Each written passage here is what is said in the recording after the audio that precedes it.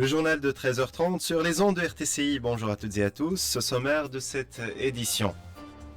Rencontre à Carthage entre le président de la République et la chef du gouvernement. Kais Saïed souligne l'importance d'équilibrer entre la création de la richesse et la justice sociale. Réunion ministérielle sur la relance économique et la création d'emplois. La chef du gouvernement annonce des mesures urgentes pour soutenir les entreprises et améliorer les conditions de vie des citoyens. Météo pour l'Aïd, pluie et temps frais sont attendus avec des alertes de grêle dans plusieurs régions. Menace de criquets pèlerins dans plusieurs gouvernorats, les autorités et la FAO lancent une évaluation dans le sud du pays.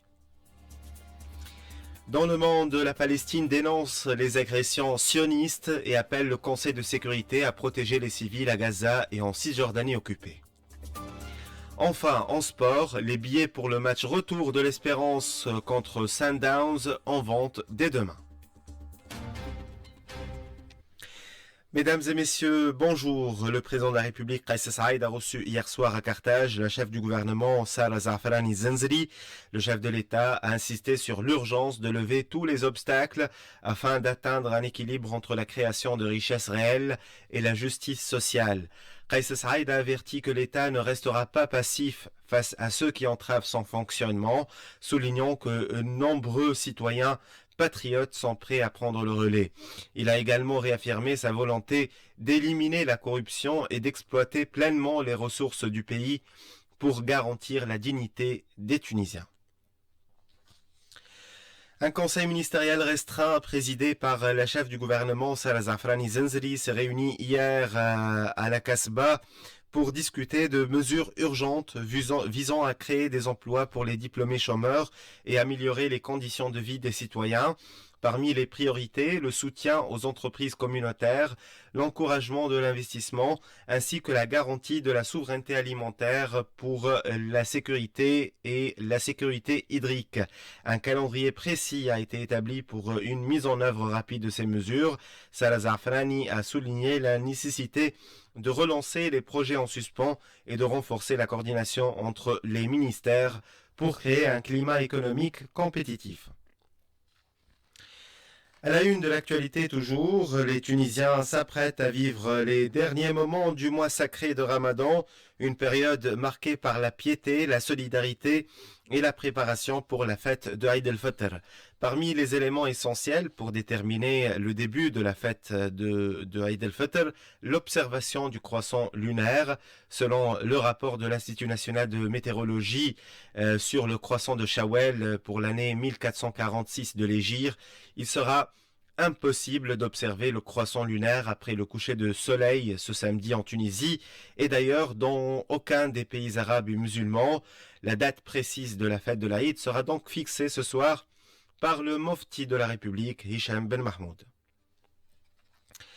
Par ailleurs, un phénomène céleste particulier se produit ce samedi avec l'observation d'une éclipse partielle du soleil. Ce phénomène, quasiment invisible à l'œil nu en Tunisie, selon l'Institut national de météorologie, a débuté ce matin à 9h50 et s'achèvera dans quelques minutes. Il s'agit de la première éclipse de l'année 2025. Elle marque également la conjonction centrale entre la Terre, la Lune et le Soleil. Salah Snoussi, chef de service pavillon de l'univers à la Cité des sciences de Tunis, nous en dit plus au micro de Zeinfels.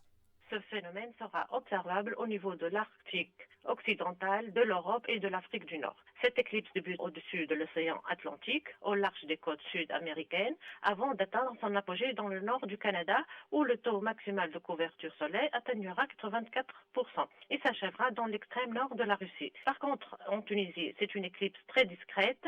La Lune ne couvrira qu'environ 1,7% de la surface du soleil. Ici, en Tunis, l'éclipse débutera à 11h36 lorsque la Lune touchera le bord du soleil et atteindra son maximum à 11h48 avec une occultation très minimale de la Lune et prendra fin à 12h04. Il est impératif de ne pas observer le phénomène à l'œil nu. Des lunettes spéciales sont disponibles ici en Tunisie dans la boutique scientifique de la Cité des Sciences pour ne pas observer directement le phénomène. Une fête de l'Aïd sous le signe du froid et de la pluie. Des averses orageuses et localement intenses affecteront ce samedi les régions côtières du nord et du nord-ouest avant de s'étendre au centre et sud-est. L'Institut national de météorologie alerte sur une baisse considérable des températures, notamment demain, avec des chutes de grêle sur les hauteurs du nord-ouest. Anis El Fetoui, ingénieur en météorologie à l'INM, au micro de Zeinfels. La nuit, on aura des cellules orageuses avec quelques pluies parfois intenses sur les côtes du nord-ouest, au centre et sur le sud-est, avec des chutes de grêle par endroits. La mer, elle est agitée à très agitée sur les côtes est. Demain, l'impact de la dépression s'intensifie, donc on aura un temps froid avec pluie éparse le matin sur les parties ouest du nord et du centre, puis couvrant progressivement le reste des régions du nord et du centre. La pluie sera temporairement orageuse et parfois intense dans les zones côtières avec des chutes de grêle par endroits. La pluie s'étend également sur les régions est du sud en fin de journée et pendant la nuit. Demain, le vent sera du secteur nord, relativement fort près des côtes, dans les hauteurs et modéré dans le reste des régions. Les températures sont en baisse avec des minimales comprises entre 3 et 7 degrés dans les hauteurs de l'ouest, entre 8 et 12 degrés dans le reste du pays, et les maximales varieront entre 11 et 17 degrés au nord et au centre, et entre 18 et 22 degrés au sud. Le lundi 31 mars, on aura un ciel parfois nuageux avec quelques pluies éparses le matin dans le nord, puis un temps passagèrement nuageux l'après-midi dans la plupart des régions, et les températures seront en légère hausse. Comme à l'accoutumée et à l'occasion de la fête de Eid al-Fitr, de nombreuses familles prennent la route pour se rendre chez leurs proches. C'est l'occasion de rappeler les règles de sécurité pour garantir un voyage serein. Le colonel Haytham Chabeni de l'Observatoire national de sécurité routière, au micro de Roger Ben Amar. À l'occasion de la fête de l'Aïd, nos routes connaîtront une grande densité de trafic routier. L'Observatoire national de la sécurité routière invite les usagers de la route à prendre toutes les précautions nécessaires pour garantir la sécurité de tous. Premièrement, vérifiez l'état de votre véhicule avant de partir. Évitez de conduire en état de fatigue parce que le manque de sommeil et la fatigue réduisent la concentration et ralentissent les réflexes. Troisièmement, attachez toujours votre ceinture de sécurité. Elle peut vous sauver la vie en cas d'accident. Maintenez une distance suffisante avec le véhicule qui vous précède afin d'avoir le temps de freiner en cas d'urgence. Évitez toute distraction au volant. L'utilisation du téléphone détourne votre attention et accroît considérablement le risque d'accident. Respectez le code de la route, évitez les dépassements dangereux, respectez les feux de signalisation. Le dépassement risqué et la vitesse excessive augmentent le stress et le danger sur la route. Si vous voyagez avec des enfants, assurez leur sécurité. Souvenez-vous toujours que votre sécurité et celle de vos passagers sont la priorité absolue. Bonne route et soyez prudents sur la route. Et en cette période de fête, les magasins regorgent de jouets pour enfants, mais certains d'entre eux peuvent représenter un réel danger pour leur santé. Les autorités sanitaires tirent la sonnette d'alarme face aux risques liés aux jouets et autres produits fabriqués à partir de plastique recyclé. Mondel Jarfour, expert en sécurité, met en garde contre la vente de ces objets souvent chargés de substances nocives. On écoute ces recommandations au micro de la Jebnamar.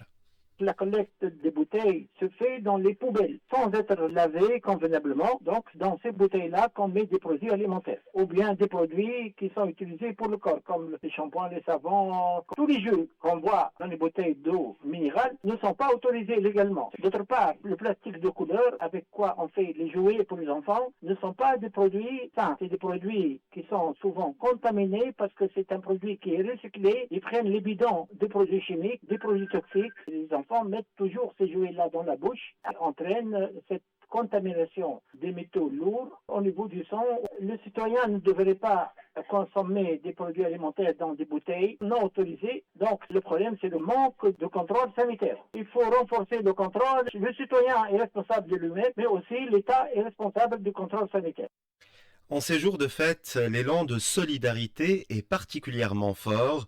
L'Union tunisienne de solidarité sociale mène des actions importantes pour aider les plus démunis avec la mise en place d'un programme visant à offrir des vêtements et des chaussures à 25 000 familles nécessiteuses. Naïma Ajlassi, présidente de l'UTSS, au micro de Zeinfels. On a prévu pour l'Aïd des aides qui sont destinées pour 25 000 familles, composées de vêtements, donc d'articles vestimentaires et aussi de chaussures pour les familles nécessiteuse pour une enveloppe budgétaire de 1,1 million de dinars. Généralement, ce sont là donc le programme de l'Union tunisienne de la solidarité sociale, bien sûr sans oublier l'apport de la société civile partenaire à l'Union, qui se manifeste soit par des aides matérielles, soit des aides alimentaires. La zakat fixée cette année à 2 dinars est un acte de charité essentiel avant la prière de Eid al-Fitr, conformément aux préceptes de l'école malékite. À cette occasion, SOS Village d'enfants invite les Tunisiens à faire des dons pour soutenir les enfants en difficulté. Le don, autorisé par le cabinet du Mufti de la République, peut être effectué par SMS au 85 5 10. Dhuha Laroussi, responsable à SOS Village d'enfants, au micro d'un Safzeri. La zakat al-Fitr, elle est d'un montant de 2 dinars. Ça tombe bien, c'est la valeur du SMS que vous pouvez envoyer pour les enfants pris en charge de SOS Village d'enfants sur le numéro 85 510. Bien sûr, on envoie autant de SMS qu'on peut. C'est une petite contribution de la part de tout le monde pour le bien-être des enfants de la Tunisie. Les SMS, on peut les envoyer maintenant, on peut les envoyer pour zakat al-Fitr, mais aussi on peut les envoyer jusqu'à l'Aïd el-Kébir. Je tiens toujours à rappeler que le plus important, que tous les Tunisiens contribuent au bien-être des enfants pris en charge par SOS via le prélèvement automatique permanent sur sosve.tn. Je tiens à rappeler que l'objectif de l'année 2025 est de 8000 enfants. C'est une responsabilité partagée pour tous pour qu'on arrive à atteindre ce chiffre. Parce que malheureusement, l'état actuel du pays fait qu'il y a plus que 30 000 enfants qui ont besoin d'une aide d'urgence, qui subissent une forme de violence, que ce soit physique, morale ou déscolarisation, les enfants de la rue. Dans l'actualité nationale toujours, des experts internationaux de la FAO, en collaboration avec les responsables du ministère de l'Agriculture, se sont engagés à évaluer l'ampleur de la menace des criquets pèlerins dans le sud du pays. Plusieurs foyers ont été repérés dans les gouvernorats de Tataouine, Mednin, Kabylie et Tozeur, où les conditions climatiques et écologiques sont particulièrement favorables à leur développement. Les deux parties ont décidé de rédiger dans les plus brefs délais un rapport d'évaluation de la situation et de renforcer les moyens de lutte contre la prolifération de cet insecte. Les unions régionales de l'agriculture et de la pêche du Nord-Ouest lancent un appel pressant aux agriculteurs pour apporter les traitements nécessaires aux emblavures céréalières après l'apparition de plusieurs maladies fongiques néfastes aux cultures céréalières provoquées par les changements climatiques. Le point avec notre correspondant Jamel Tibi. Les unions régionales de l'agriculture et de la pêche du Nord-Ouest ont lancé des appels pressants aux agriculteurs pour les inviter à intervenir en temps opportun et à apporter les traitements nécessaires aux emblavures céréalières contre certaines maladies fongiques comme la septériose du blé, la rouille jaune ou brune qui ont été remarquées dans certaines régions du Nord-Ouest, notamment dans les deux gouvernorats du Kef et de Beige, en ce que ces maladies menacent la récolte qui s'annonce pourtant bonne dans les 4 gouvernorats de la région, voire dans tout le pays, notamment si la pluie annoncée par les services de la météo pour la fête de l'Aïd arrive en quantité suffisante, en ce qu'elle intervient dans la phase de montaison et de début des piaisons, alors que l'on s'attend à une récolte conséquente, voire abondante, des fourrages conduits aussi bien en irrigué qu'en sec. Pour autant, les préparatifs de la campagne de moisson ont démarré dans toutes les régions où l'on s'active en premier lieu à garantir le bon aménagement des centres de collecte et l'entretien des machines agricoles dont les moissonneuses batteuses. Le tout dans l'espoir de réaliser une campagne céréalière sans encombre et pour éviter les pertes dans les champs. La coopération entre la Tunisie et le Conseil oléicole international a été au centre d'une rencontre hier à Madrid entre le ministre des Affaires étrangères Mohamed Ali Nafti et le directeur exécutif de l'organisation Lilo Lopez.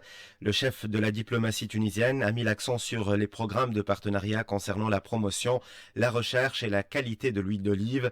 Il a également insisté sur le renforcement des activités du Centre international de formation à Tunis.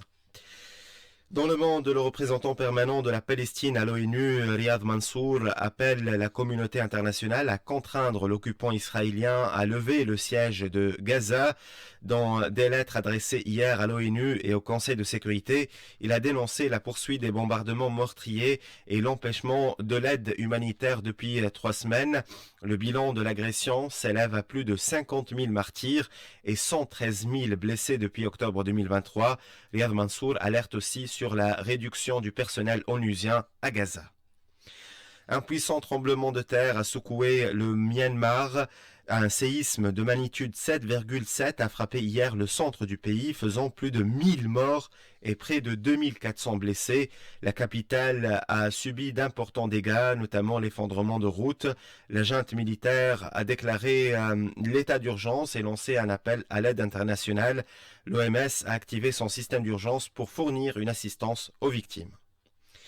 Dans l'actualité sportive, les supporters de l'Espérance de Tunis peuvent dès demain dimanche acheter leurs billets pour le match retour des quarts de finale de la Ligue des champions africaine contre Mamelodi Sundowns. La rencontre se jouera le mardi 8 avril à 20h au stade Hamad El Agabi de Radès. Les billets sont disponibles exclusivement sur la plateforme tskelti.tn avec des prix fixés à 20 dinars pour le virage nord et 30 dinars pour la tribune principale. Un service de livraison est proposé et l'accès au virage est interdit aux moins de 18 ans. Ce journal touche à sa fin. Un bref rappel de ses titres. Rencontre à Carthage entre le président de la République et la chef du gouvernement. Kais Saïd souligne l'importance d'équilibrer entre la création de richesses et la justice sociale. Réunion ministérielle sur la relance économique et la création d'emplois. La chef du gouvernement annonce des mesures urgentes pour soutenir les entreprises et améliorer les conditions de vie des citoyens. Météo de l'Aïd, pluie et temps frais sont attendus avec des alertes de grêle dans plusieurs régions. Menace de criquets pèlerins dans plusieurs gouvernorats. Les autorités et la FAO lancent une évaluation dans le sud du pays.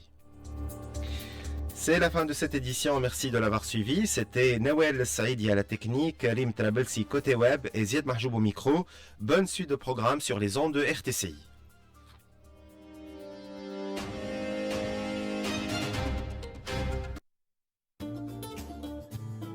RTCI